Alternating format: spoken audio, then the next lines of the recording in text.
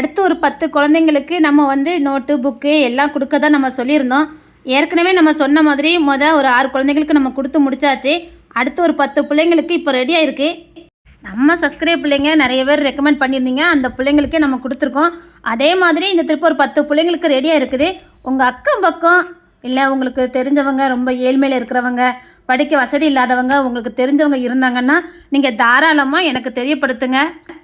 வாங்கி கொடுக்குறது தான் உதவி இல்லை, நம்ம போய் அவங்கக்கிட்ட சொல்கிறதும் ஒரு பெரிய உதவி தான். எனக்கு ஒரே ஒரு ஆசை தான், அது சரியான பிள்ளைங்களுக்கு சரியாக போய் சேரணும்.